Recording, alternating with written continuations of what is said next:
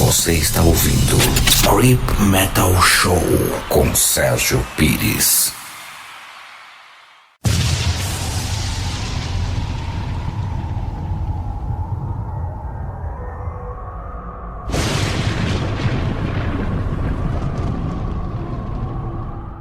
Creep Metal Show apresenta histórias fantásticas.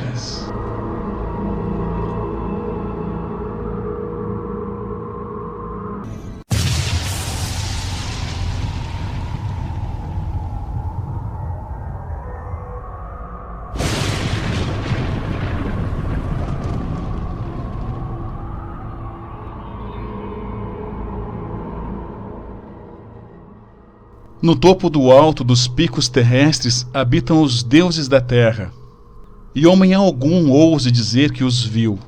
Eles já habitaram picos mais baixos, mas os homens das planícies acabavam escalando as encostas de pedra e neve, empurrando os deuses para montanhas cada vez mais altas, até que agora só lhes resta a última delas.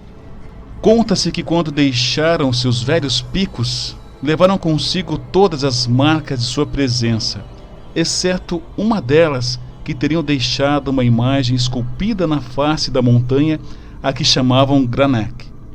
Mas agora eles se foram para a desconhecida Kadat, na vastidão fria que homem nenhum percorre, e se tornaram inflexíveis, já não tendo um pico mais alto para onde fugir com a chegada dos homens.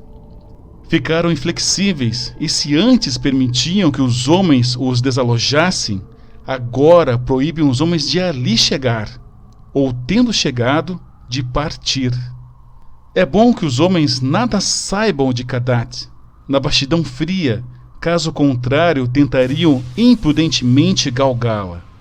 Às vezes, saudosos, os deuses da terra visitam, nas noites serenas, os picos onde costumavam viver, e choram mansamente enquanto tentam se divertir à moda antiga nas relembradas encostas. Os homens sentiram as lágrimas dos deuses sobre a nevada Turai, embora tenham pensado que fosse chuva, e ouviram os suspiros dos deuses nos lamuriosos ventos matinais de Leirion.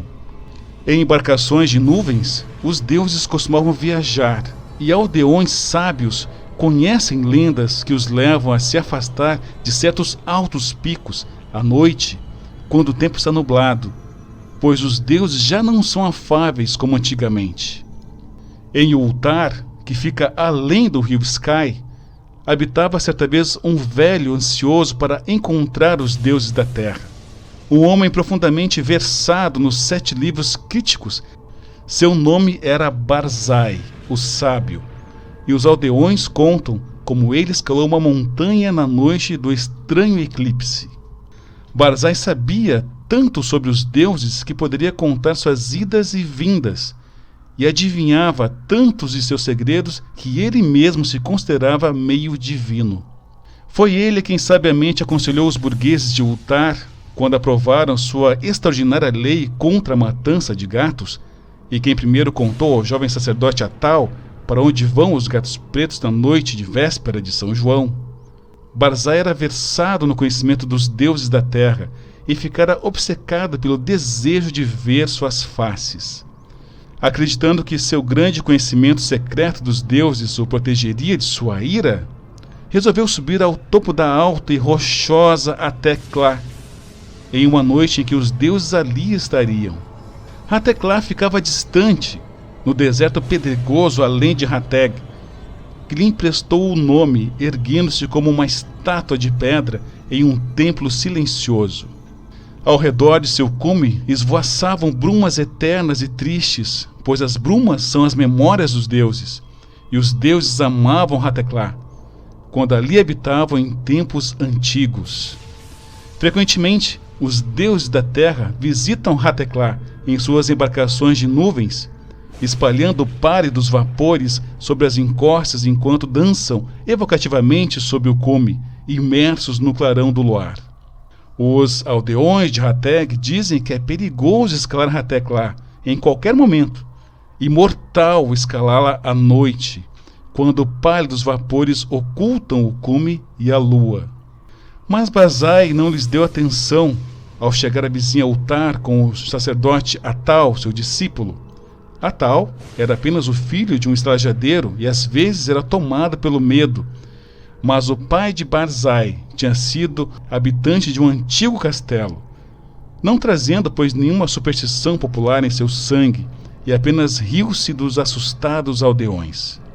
Dirigiam-se então para Hateg, apesar dos rogos dos camponeses, onde conversavam sobre os deuses terrestres à noite acampados ao lado de suas fogueiras.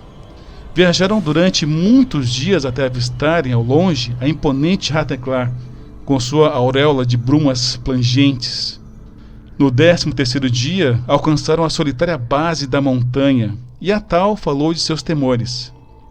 Mas Barzai era velho e versado, por isso abriu um caminho impavidamente, subindo a encosta que homem algum havia escalado desde os tempos de Sansu, de quem se fala com pavor nos mofados manuscritos panóticos.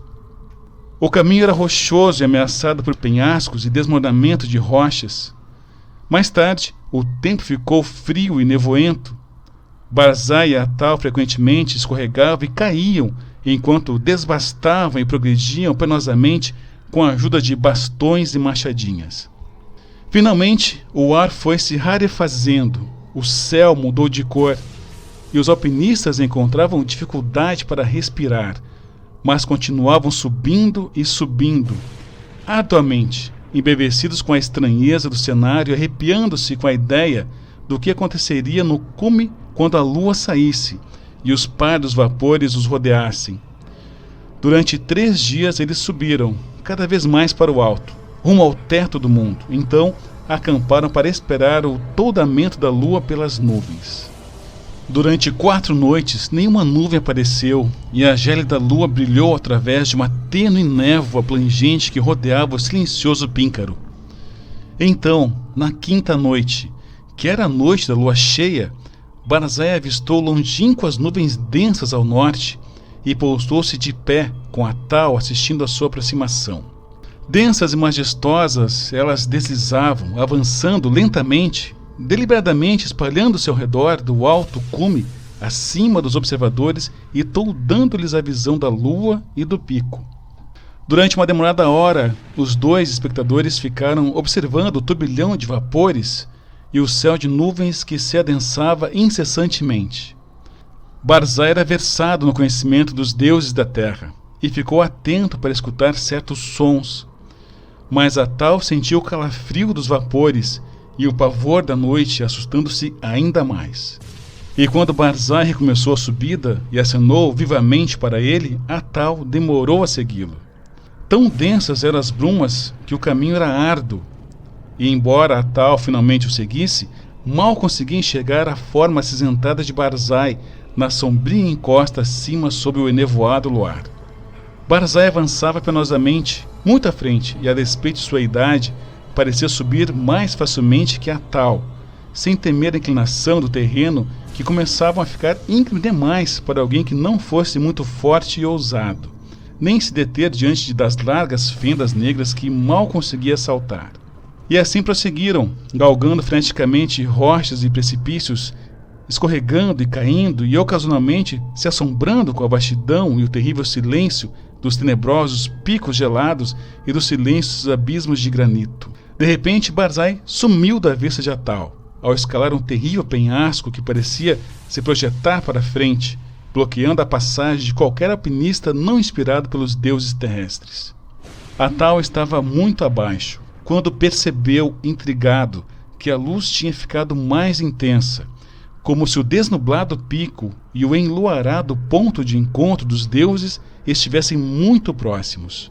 E enquanto se arrastava para o rochedo saliente e o céu iluminado, sentiu calafrios mais assustadores do que jamais sentira. Ouviu então, através das altas brumas, a voz de Barzai gritando, ensandecido de encanto: Eu ouvi os deuses da terra cantando festivamente em Hatheclar. As vozes dos deuses da terra são conhecidas por Barzai, o profeta. As névoas se abrem e a lua brilha. e verei os deuses dançando freneticamente sobre Hatheclá, que amavam sua juventude. A sabedoria de Barzai tornou-o maior que os deuses terrestres, e contra sua vontade, suas magias e obstáculos não contam. Barzai verá os deuses, os orgulhosos deuses, os secretos deuses, os deuses da terra que se esquivam da vista humana. Atal não conseguia ouvir as vozes que Barzai escutava, mas agora, próximo do rochedo saliente, esquadrinhava à procura de apoios para os pés. Foi quando ouviu a voz de Barzai, mais alta e esganiçada. A névoa está muito fina, e a lua lança sombra sobre a encosta. As vozes dos deuses terrestres são altas e selvagens, e eles temem a vinda de Barzai, o sábio, que é maior que eles. O clarão da lua estremece enquanto os deuses da terra dançam contra ele. Verei as formas dançantes dos deuses que saltam e uivam ao luar. A luz escureceu e os deuses estão com medo. Enquanto Barzai gritava essas coisas, Atal sentiu uma mudança espectral no ar, como se as leis da terra estivessem se curvando a leis maiores.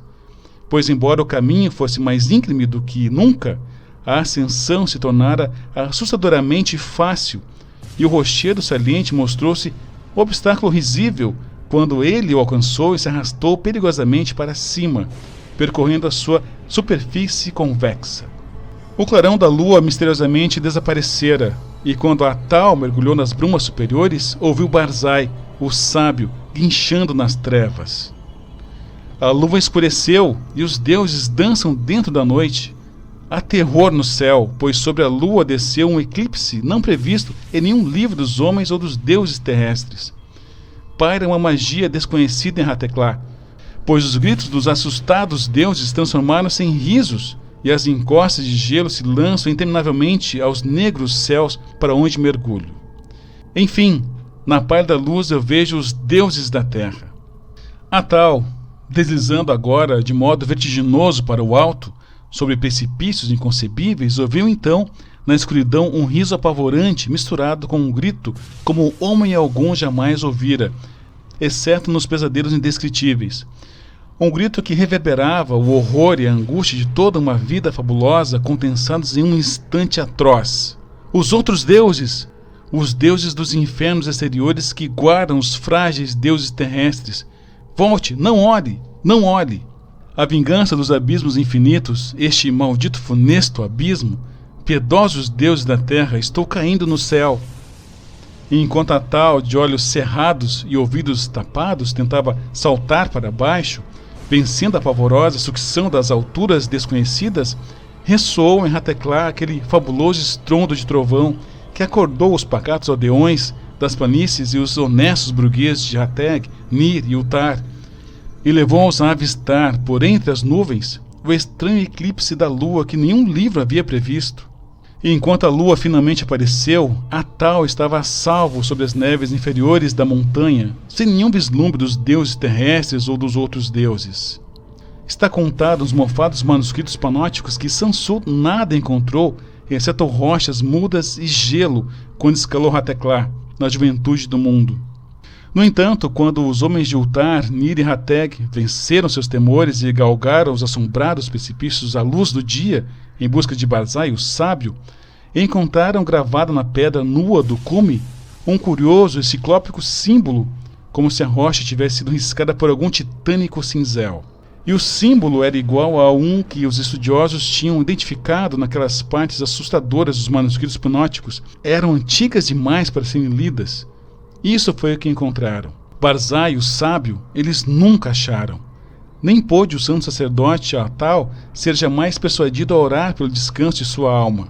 Mais ainda, daquele dia em diante, os moradores de Utar, Nir e Flateg temem os eclipses e rezam à noite, quando pálidos vapores ocultam o cume da montanha e a lua.